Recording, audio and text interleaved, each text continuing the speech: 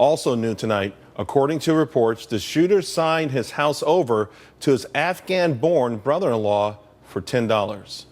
And now we know the gun store owner in Florida warned the FBI weeks before the deadly rampage. So who knew what and when, and could this attack have been prevented? Joining me now, Gina Loudon, Mustafa Tamiz, and Congressman Ron DeSantis. Congressman, you know, as the information continues to come in, coupled with what you already know, the trips to Saudi Arabia, the interviews by the FBI being on list and dropped from list, this is amounting to a colossal failure on every front. And how can Americans feel safe this weekend? Well, I'm afraid that's right, Charles. And not only that, the mosque that he attended was the same mosque that Abu Salah, the first American suicide bomber in Syria, attended. So everywhere you look with this guy, there was indications of radicalization. And of course, the people he worked with at that security firm were very spooked by his conduct, and yet the FBI didn't connect the dots. And so I think it's really troubling. Initially, the FBI thought that they had run everything to ground, but I think we're seeing that that's just not the case. Mustafa, disturbing behavior goes all the way back to grade school with this guy.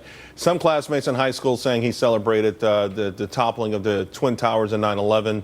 And of course, those complaints from coworkers for a long period of time. And yet, many are saying the FBI dropped the investigation because he claimed there was a Muslim bias against him. Is this the situation when even a mountain of evidence points to a serious risk, it can all be wiped away by allegations of racism? Well, I don't know. We're going to see a lot more coming out. But the CIA director testified in Congress saying that there was no linkage between this guy and ISIL. But his father's fairly politically active. He's got an internet television show that talks a lot about Afghanistan. So more information is coming out, and we're going to learn a lot more in the coming days and weeks. Well, I think, Gina, what we have learned already, to me, it seems enough to condemn someone, at least keep them on a watch list. And certainly they should have never had the right to buy a gun or work in any sort of security capacity, particularly potentially with military or establishments or U.S. embassies. Yeah, there are just so many factors here, so many failures here on the part of those who were supposed to be keeping America safe. And I hate to say it, but when you look at the big holes in all of it, the gaps that occurred, Charles, you really have to look at this administration and where its failures have been to really attack the problem, because this is the reality. We have two choices. We will either take this on as a war, Charles, and fight it now, or we will leave it for our children to inherit, where they'll be fighting it much more involuntarily than we have the ability to do right now. Representative DeSantis, you won the Bronze Star. You're a former Navy lieutenant commander. You understand this fight in more ways than one. Now, there's one way to fight it abroad, but the idea that we're having to fight it increasingly here at home, and yet it doesn't feel like this administration has the will, and some would even argue might be emboldening these things by not being so effective. Where do you stand on this? Well, yeah, I think there's failures across a variety of fronts. As the Islamic State has risen to prominence in the Middle East, that allows them, with a very robust propaganda network, to radicalize people here in the United States and inspire them to commit attacks without ever having an operational relationship. But I also think you go back and look from the very beginning of this administration, one of the first attacks was the Fort Hood attack. And Major Hassan was somebody who was a radical Muslim, and he had been saying things that were very troubling, and the Army didn't do anything. And so I think that this administration has set a tone where if you actually call people out, you really feel a blowback. And I think that was true in San Bernardino. And unfortunately, as we saw tragically, it was true with the Orlando shooter as well. You know, Mustafa, yesterday after President Obama met with the families of the victims, he came out to the microphone along with Joe Biden.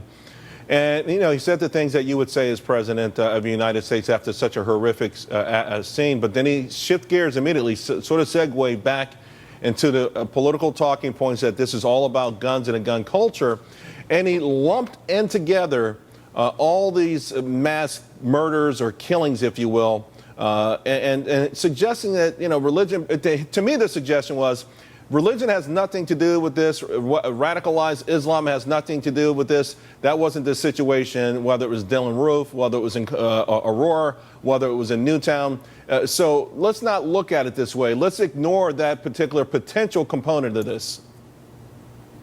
Well, I don't think we can ignore anything. I mean, this was the biggest mass shooting in American history. But at the same time, we've had a number of mass shootings.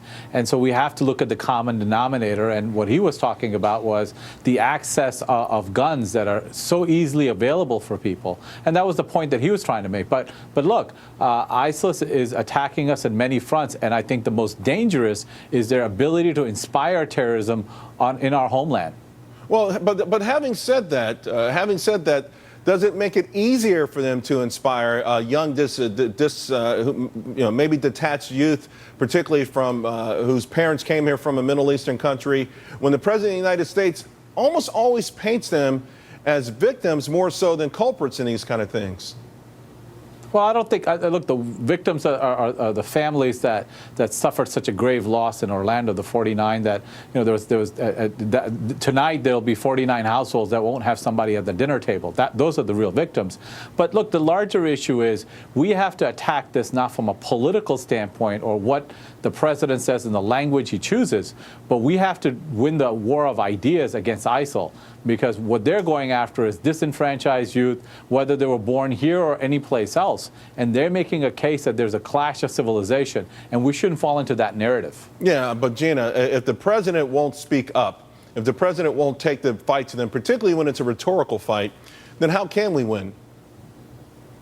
Well, I think we have to win by being very vocal. I think the listeners of your show and others need to speak up. They need to not let the politically correct take over. They need to not let this president politicize something that he has completely failed to make policy to stop, Charles.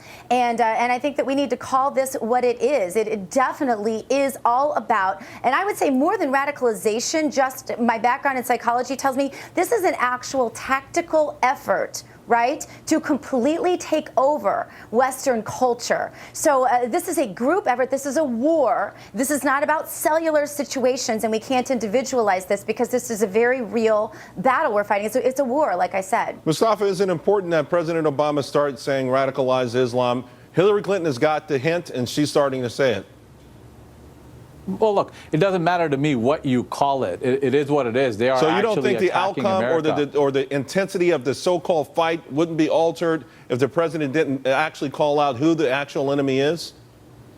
Well, the reason why the president doesn't use that language is that intelligence analysts across the board don't want to make this a clash of civilization, because there are 1.6 billion Muslims around the world, 57 different countries, and if we make it about them and we give ISIL this platform that they're in some kind of a leadership role amongst the Muslim world, that makes the situation more dangerous for us. The best thing we can do is try to marginalize them and win the war of ideas. Yes, Gina. But Charles, this is a clash of civilizations. When we were at war with Japan, we didn't say, oh, well, there are really nice Japanese people out there, so we just better not say that this is a problem with Japan. When we were at war with Germany, same thing. There are always nice people and always exceptions, but this is a clash of civilizations. Right. This is about our children and their future, and this is war.